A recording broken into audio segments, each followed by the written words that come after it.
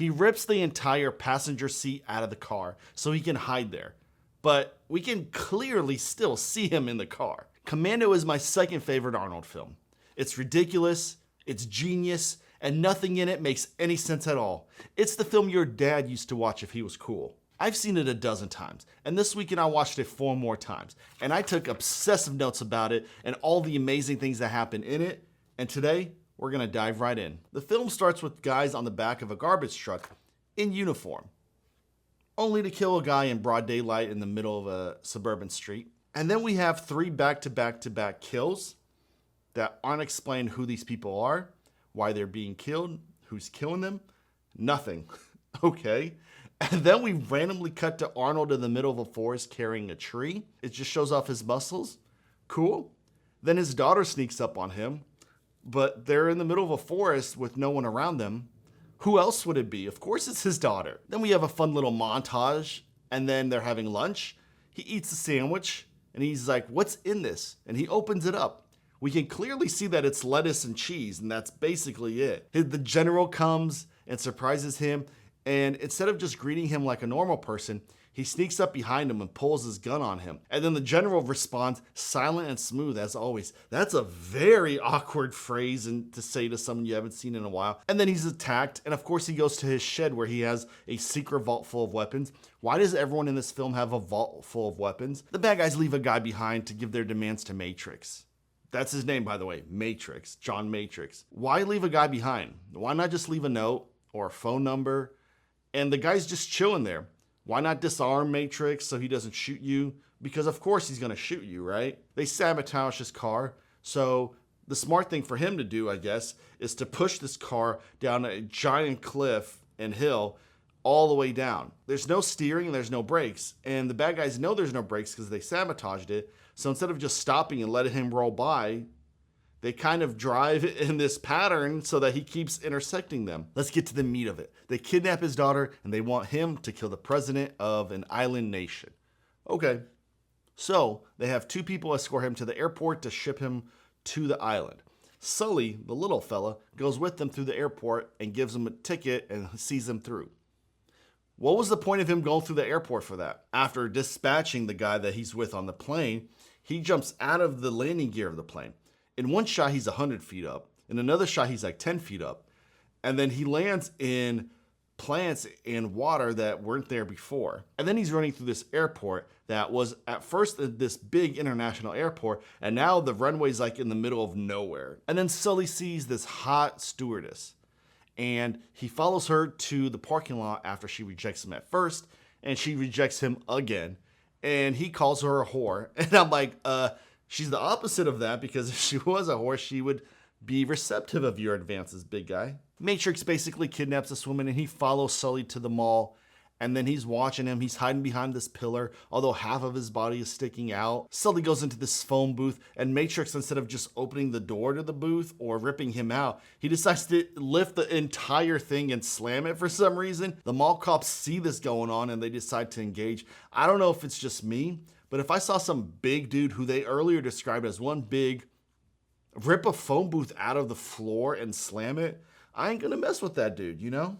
Some random guy who had an exchange with Sully earlier in the scene runs out firing for some reason. As Sully's running away, he's firing randomly. He hits a cop, and in the scene where he hits him, Matrix is nowhere close. What are you shooting at, bro? And then Sydney, who he kidnaps earlier and who turns him into the police, now has a change of heart and pushes a cop down a flight of stairs. And now Sully's running for his life. And instead of running away or running downstairs or finding an exit, he goes into the glass elevator, the slowest moving one in existence, and he's slowly riding down as he's watching all this stuff happen around him. Of course, they chase, they catch him, some ridiculous stuff happens. He throws him over the ledge anyway, and he says he lied about killing him last.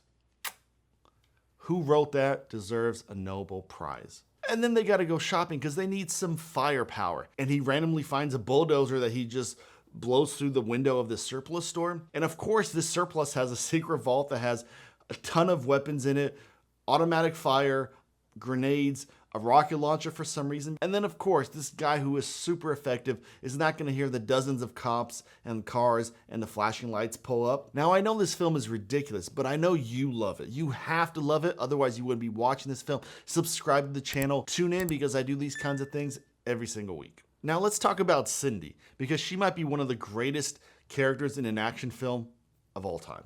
She's hit on by a creep at the airport twice, and then she's immediately carjacked by this lumbering dude who rips out the seat of her car for no reason whatsoever, and she's just cracking jokes, trying to get to know him like they're on a first date. He tells her some story about his daughter being kidnapped and these guys threatening him to kill the president of some nation. Later, she tells him she's getting a pilot's license, and so he has her fly a seaplane that she's never flown before and has no idea how it works. She's completely chill with watching him do a bunch of murders, straight up brutal killings, and doesn't really seem to be scared or offended or put off by it at all. And when they finally catch up to Sully and Matrix holds him over the ledge and he tells Sully, "Remember when I told you I'd kill you last? I lied." Drops him off, Sully screams as he splatters to his death, and then he comes back to her and she's like, "What happened to Sully?" You're literally 10 feet away. You watched the whole thing happen and you clearly heard the dude screaming as he fell to his death. You know what happened to Sully, okay? Come on. When Arnold gets caught after they break into the surplus store, she follows along and she fires a rocket launcher at the truck carrying him. Why would she not think that a rocket fired at a truck would completely blow it up? And then she says she read the instructions on how to fire it. When? When did she read the instructions on how to fire it? And then after they figure out where they're going and she's flying the seaplane, they're tracked by military and radar and all this stuff. And lo and behold, she's like now an expert at radar technology. And she even mentions that this spot in the ocean is where LAX tries to divert their pilots from. I'm like, that's not how it works. The pilots at LAX aren't just picking random routes that they're flying and avoiding this one spot in the ocean because the military is there. I think my favorite part in the whole film is when she is listing off all the things he's done, all the things that's happened to her, and she asks for an explanation of what's going on. He just says no, and she's like, she's freaked out, but she kind of goes along with it anyway. Okay. And then of course, she's sitting in the passenger side seat of the car, the same passenger side seat that Arnold ripped the seat out of. What is she sitting on? It's probably just a jagged slab of steel and metal that's left there. How is she sitting so calmly and chill on it? If you stop to think about it, Cindy meets a man, accepts the story he tells her with no proof whatsoever, and by the end of the film has been an accomplice to multiple murders and war crimes. She's the real hero of the film. After they kill Sully, they drive to the motel where he's going to meet Cook, played by Bill Duke, and they park his wrecked, ruined car right out front. Cook arrives. When he sees the car, it's a very distinct car. He would notice it and then see all the damage on it. And when he knocks on the room and opens the door, she's right there. Doesn't really say anything, just kind of accepts it. Accepts that Sully hooked up with some chick. And now I think we get to the point of the film where my favorite sequence happens. This is freaking amazing and deserves an Oscar just for it. Cook and Matrix are fighting in this hotel room. Matrix says, "I eat green berets for breakfast," which is ridiculous of a phrase in itself. During the fight, multiple gunshots go off. No one seems to hear or notice very loud shots, okay. And then they bust through the door and they land into the neighboring room. And as we pull back, we see that in that room is a couple in bed together, still doing what couples do. But that's not where it stops. Like, that would be fine. We slowly pull back and we see a tripod with a camera on top. So we're led to believe that this couple was filming adult content in this room. They don't speak. They don't really do anything.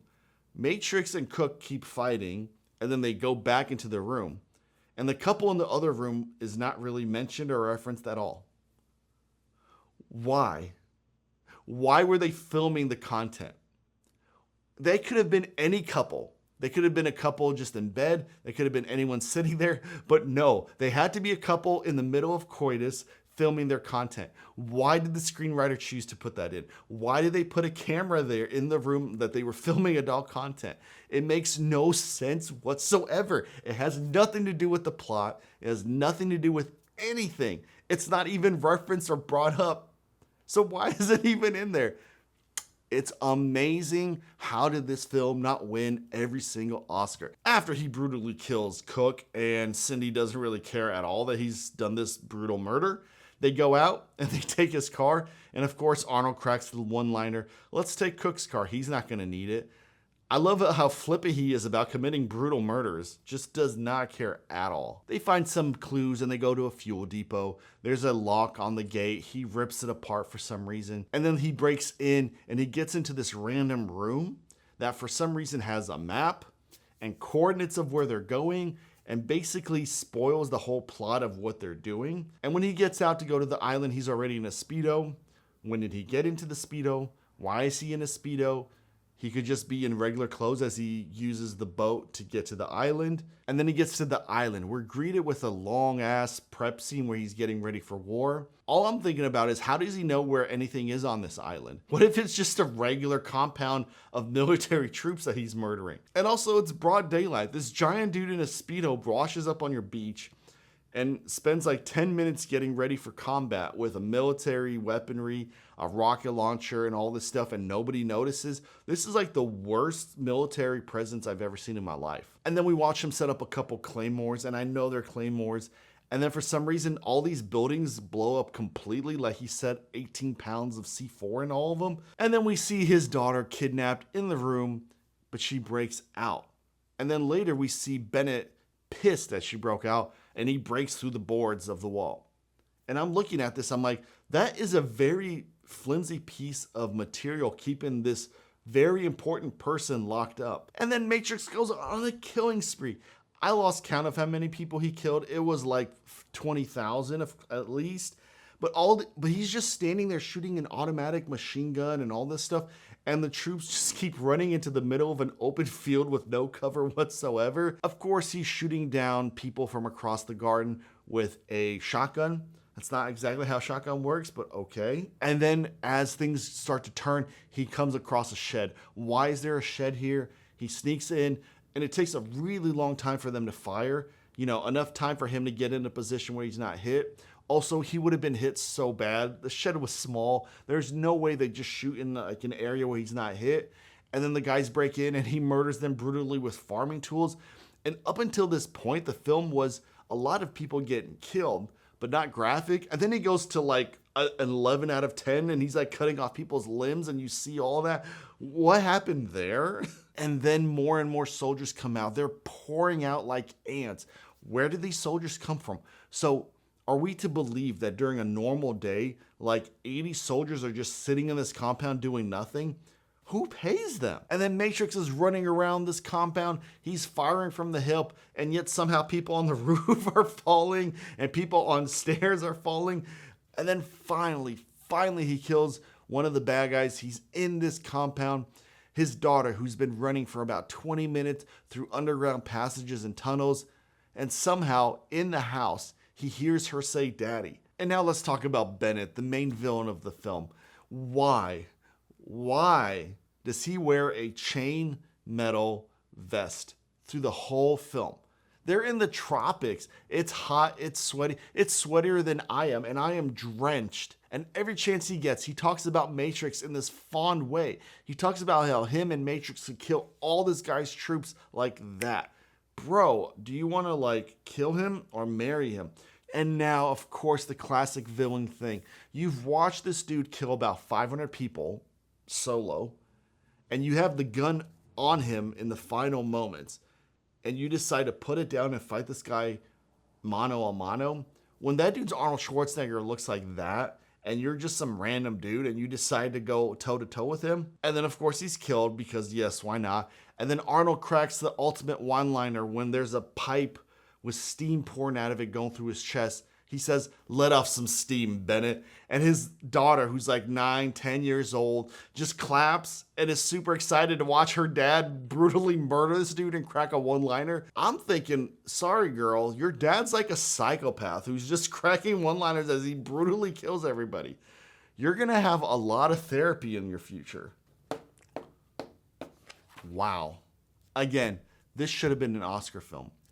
None of what I've mentioned makes any sense at all. But it's not trying to. Commando knows what it is. It's not trying to be a smart film. It's trying to be a fun film, an action-packed film. It's trying to be a film you could sit down, have a couple drinks, and really enjoy and watch over and over and over again, which I have. But tell me, what did I miss? There's so many more things in this film that are ridiculous and don't make sense that I didn't include, because I would be here talking forever. And tell me, did you like this new format of video I'm doing? And if so, what other videos and movies can I do in this format? There's so many films that do so many weird things that this is a treasure trove of content. Leave a comment, subscribe to the channel, and as always, stop scrolling, start watching.